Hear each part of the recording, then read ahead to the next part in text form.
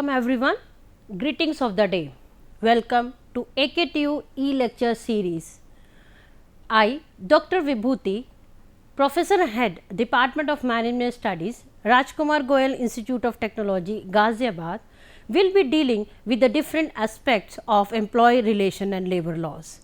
We have already gone through the various topics. Today, we will be having lecture 3 of unit 2. Let us see what this topic is. This is the topic which is related to Industrial Employment Standing Order Acts 1946.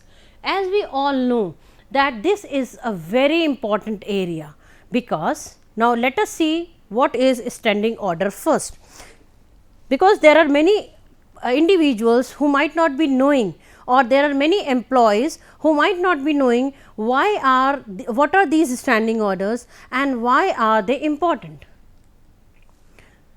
What is the importance of standing orders, and what is, because we have seen that it is an act. So, if anything is there in an act, that means it has its own importance.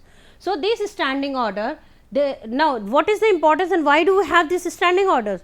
We have this standing order because there is no uniform practice governing the conditions of service of workers. So, this is normally seen that every organization has its own way of treating the employees, has its own way of dealing with the people who are working with their organization. But when it is there, it totally depends upon the employer, it totally depends upon the management as to what they wish, and that is the only thing which they will be including. So, the government decided that because there is no uniform practice, so it is better that we have standing orders which have to be provided to the employees before or as soon as they join the organization. Second importance, why do we have it, is there is no clarity of rights and obligations of the employer in respect of terms of employment, friction dispute between management and worker. Again, there is no clarity as to if an employee is facing some problem, then what is going to be the solution to it. Now, when there is no clarity, the employees, they will get dissatisfied. Now, a dissatisfied employee can never work in any organization. So, it is necessary that we should find out as to what is going to be there in the organization and how it has to be worked. Then demand for statutory service conditions raised by Bombay cotton textile worker. So, that was the first time, that means 1927-28 was the time when there was a demand that there should be statutory service conditions here. The Bombay Industrial Dispute Act 1938 for the first time provided for statutory standing orders, because first time what happened, that there was a fight, there was a conflict, there was a dispute among the employer and the employee, and that was related to employment issues. So, what should be a part of employment? The Labour Investigation Committee emphasized the workers' right to know the terms and conditions of employment. So, this is an important thing, that we do not know what are the terms and conditions of any employment, but what we do is we give an interview, we join an organization, we get an appointment letter and we are happy. But have we ever seen our employment letter? Is anything written in that employment letter which can tell us as to what will be there in our working in the organization? In case we face some problem in the organization, who is going to deal it? It is never written in the employment letter. It is there only when there are standing orders. So, it is necessary for us to understand the concept of standing orders 1946. So, it is important, and these are the importance. These standing orders, they help the employee and at the same time employer also in finding out that what will be the employment issues arising once a person joins an organization. This is the definition according to section 2G of Standing Orders Act. It means rules relating to the matters set out in the schedule of the act to be covered, and in respect of which the employer has to draft for submission to the certifying officer are matters specified in the schedule. So, according to section 2G, whatever matters are being, we are not going through these act, but what we are doing is we are trying to find out that there is a schedule, and this schedule, it defines the matters which can arise out of employment. Now, once these matters are arising, we have to identify ki what are these matters and how these matters can be resolved. So, draft of standing order has to be made and these drafts has to be submitted to the certifying officer, and this certifying officer will be taking the next actions related to standing orders. Then what are the objectives of this act? What are the objectives of this act? The first objective is the purpose of having standing orders at the plant level and other commercial establishment is to regulate industrial relations.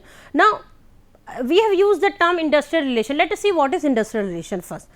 We have three parties to this industrial relation. The first party which we have is the management, that means the employer, and its representative, that means employers organization. The second party which we have is employee and the employees organization, that means trade unions, and the third party is also there which is known as government, and the intervention of government is always there in the form of acts. So, there are three parties. Let us take one party aside, that means government, and let us have the other two parties. Now, these two parties, that means the employer and its organization and employee and its organization. Now, these two parties, they are responsible for maintaining peace in the industry, or these are responsible for maintaining peace in the nation also, because if there is a strike in industry, it can what it can do is it can adversely affect the peace of the industry. We can have a very good example of your Maruti Suzuki. Now, this Maruti Suzuki, the plant which was there in Gurgaon, that plant, it had many issues, they had many issues related to industrial relations, and similarly there are many plants which are situated in various areas of our country where there are conflicts between employers and employee, which finally lead to strikes. And we have seen the strikes in different sectors also. We have seen bank strikes. Now, these bank strikes and etc., all these strikes are related to management and the employees only.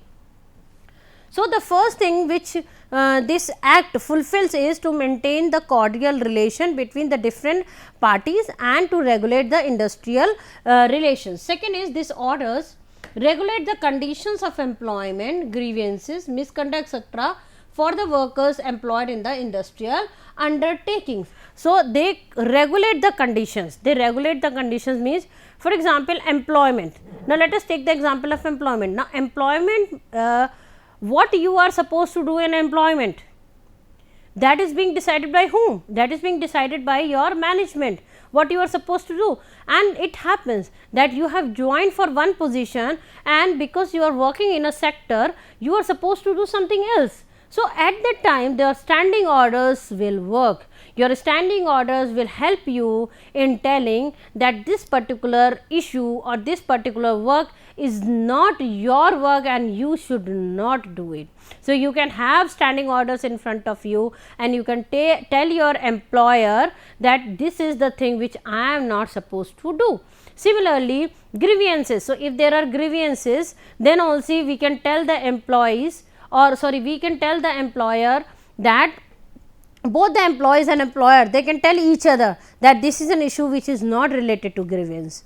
Misconduct, what has to be done, what has not to be done is being decided in the standing orders. So, you have to very clearly tell about all those things, and these are very clear in the case of standing orders. Unresolved grievances can become industrial disputes. So, the objective of this act is to resolve the grievances as and when they arise, because grievance is anything which is arising out of your work. If you do not have work, you will not have a grievance. So, if you are working in any organization, definitely there will be grievances. It can be related to anything. So, if any grievance remains unresolved in the organization, then it may lead to industrial disputes, which may lead to different aspects of the organization. What is the scope and application? The first thing is, it extends to whole of India. So, every industry or every organization has to have this particular act to every establishment wherein 100 or more workers, wherein 100 or more workmen are employed, or any day preceding 12 months. So, what is this is happening where there are 100 or more than 100 workers on any day. So, throughout the year then in that case there is a need to have Standing Orders Act. Once applicable to the establishment, then it continues if the number. So, in case if the number of workers they become less, then also this act it continues, because once it has been established, now this act cannot be withdrawn. And the last is the appropriate government can exempt any establishment from any of the provision of this act. So, it is only under government's hand that they can exempt any of this organization from any of the objective of this act. It applies to railways, factories, mines, then it is applied to quarries, oil fields. So, there are many areas where it is applied. This act is applied to all these areas. The act has 15 sections and a schedule. It applies to all the skilled or unskilled manual, supervisory, technical, clerical work. Then the apprentices are also included. The person employed mainly in a managerial and administrative supervisory capacity, drawing wages exceeding.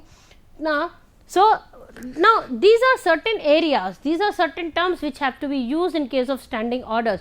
So, the standing orders, they are applicable to all these things. Let us see what is a model standing order, because see what we are doing is, in case of standing orders, we are trying to make certain employment related norms. So, all the things which are directly or indirectly related to employment, they will make a part of standing orders. So, model standing orders, it is necessary for an organization to classify the workers. Now, workers can be skilled, unskilled, contractual, casual, apprenticeship, so any type of skill, but there should be a register which should tell as to how many or what are the different types of employees who are there in the organization. Classification of workers is necessary. So, this is one thing. Second, publication of work time, holidays, pay days and wage rates. These are again important. So, it is necessary that in case of model standing orders, it should be very much clear that what will be the working of the organization, what will be the time of the organization, whether it will be working for 8 hours or 9 hours or it will be working in shifts, etc. All these things should be there. Then what will be the holidays, whether they will be paid holidays or they can be unpaid holidays. Then pay days, wage rates, what are the wage rates, what are the types of wages which are being given to the employees, then what is the rate of the wages, are you giving the same rate to everyone, or this wage rate is being differentiated on the basis of the type of employees. Then shift working, whether the organization is working in one shift or it is working in 2 shifts or whatsoever it is, the number of shifts should be very much clear. Then attendance and late coming. So, attendance and late coming, there are many organizations which clearly tell that if you are late for 2 days, then it will not be considered, but at the same time if you are late for more than 2 days, then it will be considered. Attendance, the way attendance is being taken, it can be through thumb impression, it can be through face or it can be through ERP, anything. Then leaves and holidays should be very much clear, how many leaves, casual leaves, earned leaves, medical leaves, then on official duty leaves, how many it will be there, they should be very much clear. It is not that you have given 10 leaves to one person because he is very favorite to you, at the same time you have given only 5 leaves to other person because he is not favorite to you. Then holidays, national holidays, are you supposed to come on national holidays or not? If you are coming on national holidays, then what will be about the salaries which will be given, then how many days of leaves will be given, or how many days of holidays will be given on festivals. Everything has to be very much clear in case of model standing orders. Then we have casual leave. I have already told what are casual leaves. Casual leaves are the leaves which are normally given to the employees for urgent work. Payment of wages, the way wages will be paid, whether they will be paid through check, account transfer or in cash. Stoppage of work, when will the work, in case the work is stopped, that means your organization has stopped, then in that case what will happen, Take for example, there are many companies who say that if you are being retrenched from our organization, we will give you a retrenchment compensation along with 3 months salary. So, it should be very much clear, it should be written there that how much salary will be given if you are removing or if you are permanently asking the person to leave your organization or you to leave the work. Then termination of employment, again the same thing, stoppage of work is a temporary removal, it can be temporarily if you are stopping for a smaller period of time. Then disciplinary action for misconduct, again if you are what is, it has to be very much specified in the organization as to what is misconduct. Now, if it is specified, it should also be specified that in case one thing is a misconduct, then to that misconduct what is going to be the disciplinary action. So, this has to be very much clear ki, what is the disciplinary action to which misconduct will be considered as minor, which misconduct will be considered as major. Then next is suspension. When will you suspend? What are the things which are included in case if done by an employee, he will get suspended. So, it has to be very, because every organization has its own working, they have their own norms, they have their own style. We can take a very good example. All these organizations, these business process organizations, BPOs, they are working in shifts and they do not mind if their employees, they go to cafeteria and discuss on certain issues. But at the same time, if you are in a manufacturing area where the production is going on, and if you are leaving your production area and you are sitting in the cafeteria and you are discussing on some point, it can be considered as misconduct. So, it totally depends upon the type of organization in which you are working as to what is going to be the misconduct. So, at the same time, the thing which is going to be the misconduct, it should have a disciplinary action also.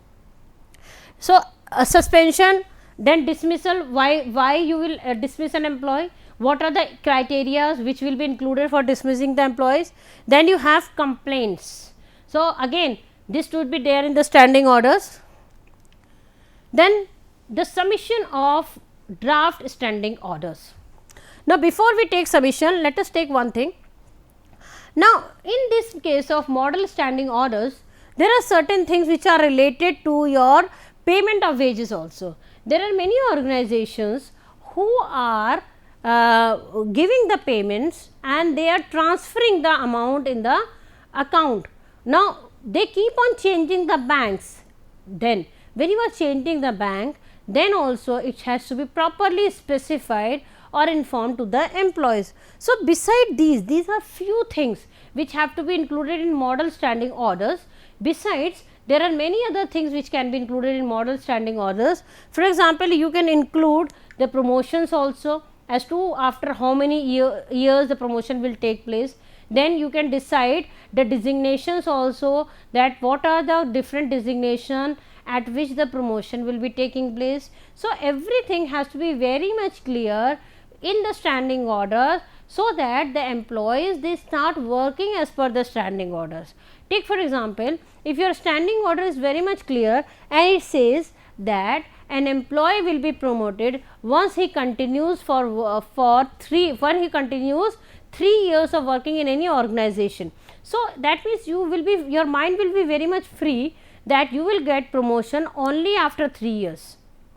So, for 3 years you will not fight for anything, you will show your performance, and if it is very much clear that the promotion will take place on the basis of performance, so you will start working for the performance only. It is not that the person who is very much favorite to the leader or to the superior, to the boss of the organization, that will get the promotion. The promotion will be there only after 3 years. Then anything which is related to training, it should also be included in standing order as to how much amount will be included or how much amount will be given to the employee if he is going for a training. So, model standing order does not mean only these points. Model standing orders is much more than what it is written on the board. So, there are many things. It totally, again I am saying, it is totally depending upon the organization, what type of organization I am having. If I am there in the hotel industry, the standing orders will be different. If I am there in FMCG, my standing orders will be different. If I am there in a public sector, that is we call PSUs, the standing orders will be very much different. So, standing orders cannot be standardized for all the organizations. It has to be on the basis of the organization where it is. Then submission of a draft, as we have already said that there is a need to draft the standing order. So, who is going to draft the standing order? The standing order is being drafted by the authorities of the organization, and who is to whom they are supposed to be submitted? They have to be submitted to the certifying officers. Now, these certifying officers, they will identify whether the standing orders are appropriate or not. Obligatory, it is obligatory on the part of an employer or a group of employers to furnish 5 copies of the draft standing orders. So, I have made a standing order because I am an employer of an organization. We will have to make a draft. If I am making a draft, that means the standing orders which are being made, these standing orders are not confirmed. They will be confirmed only when the certifying officer will put a stamp on it. So, you will make a draft of standing orders, and the 5 copies of this draft will be made by the obligatory employers, or they will be made by the group of employers whosoever are the partners of the organization. Now, within 6 months of the application of the act, the employer shall submit the draft standing orders. So, within 6 months of the application of the act. So, if I have an organization and I have started an organization today, so within 6 months I will have to make the standing orders. Now, when I am making the standing orders, what I am taking care of? I am taking care of the different aspects which we have discussed previously. Let us see that these are the areas, these are the things which we have discussed. So, we will have to take place, we will have to consider these things. Besides, depending upon the type of organization, we have to consider other things also. So, this has to be done within 6 months. Copies to be given to the certifying officer. Again, we are using the term certifying officers. Now, these are the officers who are mandatory, who are doing this particular job of finding out whether the standing orders are appropriate or not. Draft has to enclose the prescribed particulars of the workman. As already said, classification of workers. So, you have to classify the workers. At the same time, you will have to tell that what are the different types of workers in your organization, what are their particulars, what are the types of workers they are, what is the type of work they are performing, and whether this standing order will be applicable to these workmen or not is being done by these certifying officers. The status and name of the trade unions to be given.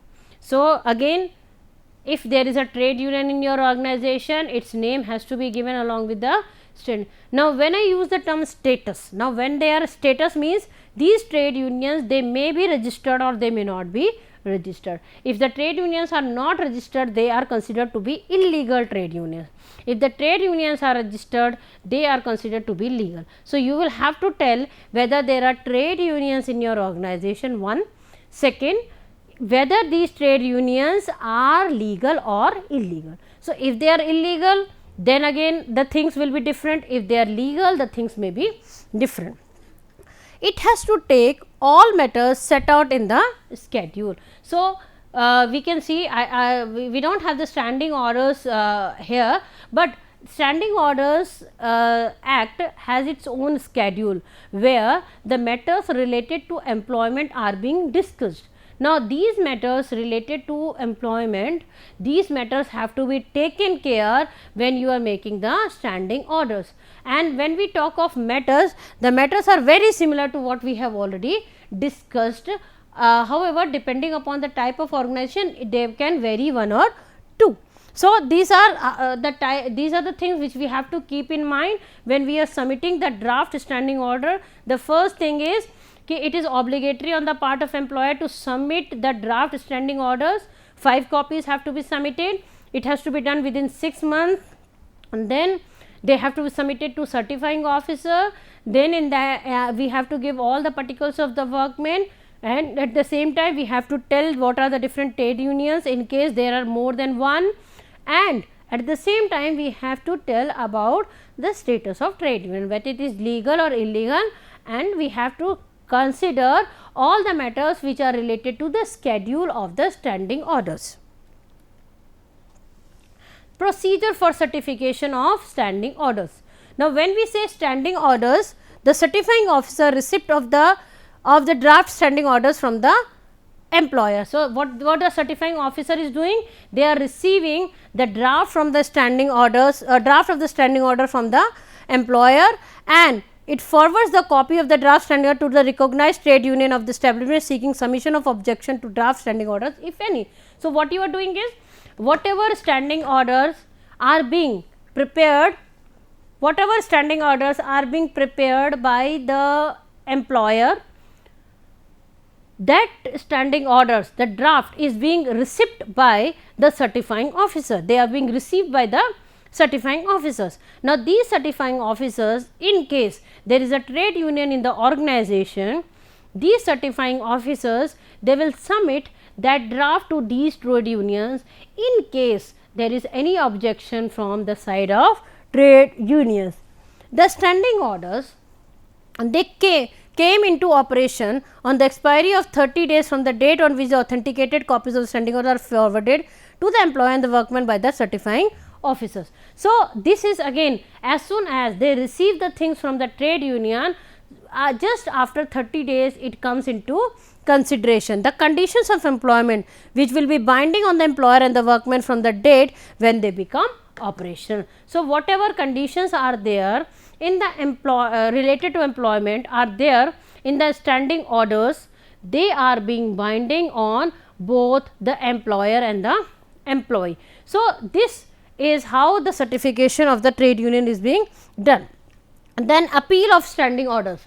What does it mean? Any employer, workman, trade union or other prescribed representatives of workmen agreed by the order of the certifying officer may appeal to the appellate authority within 30 days from the date on which copies are to be sent to them. That means, it will take only 30 days time. As soon as the standing orders, it is being received by the trade unions or the workers within 30 days, in case they have any issues related to all the matters which are there in the standing orders. So, in case they have any issues related to the employments or any other thing, all those things, if there are any issues, then the workmen, they have a right to have an appeal to the certifying officer. This is being done so that, because who is making a standing order?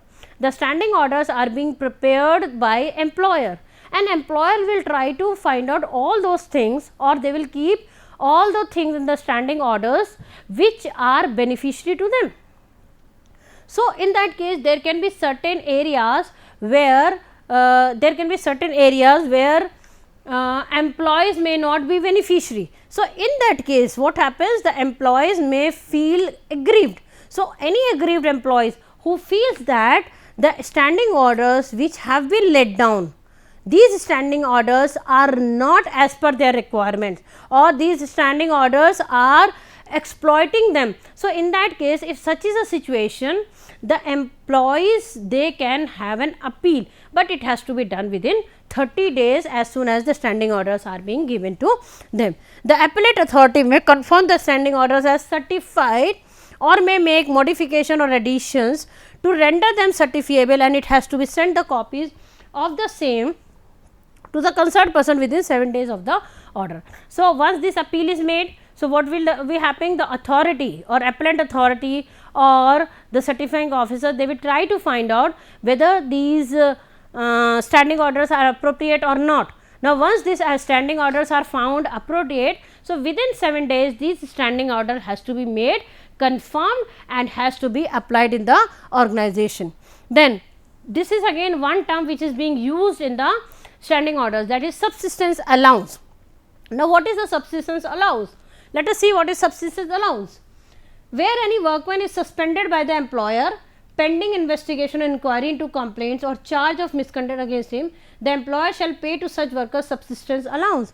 This is again, there are many organizations which do not put this term in standing orders. It has to be very much clear that if a person has been suspended, he should get an allowance which is known as subsistence allowance, and how much it is? It is 50% of the wages which the employer is entitled, and preceding the date of such suspension for 90 days of suspension. So, if he is suspended for 90 days, he should get 50% of the salary at the rate of 70% of such wages for the remaining period of suspension. That means, if we count them in months, for 3 months he should get 50%, and once it is there after 3 months he should get 70% of his wages. The penalty, now if in case you are not able to make the standing orders, these are the penalties which may extend up to 5,000, and in case if it is continuous then 200. So, it has already been said that once you start the things, within 6 months you have to settle down the standing orders. If you are not able to settle down, then it is a punishable with fine of 5,000. If it increases, then 200 per day. Any contravention of standing orders is punishable by rupees fine. Now, this is what is Standing Orders Act. I thank you for this, and it is very much clear what is standing orders.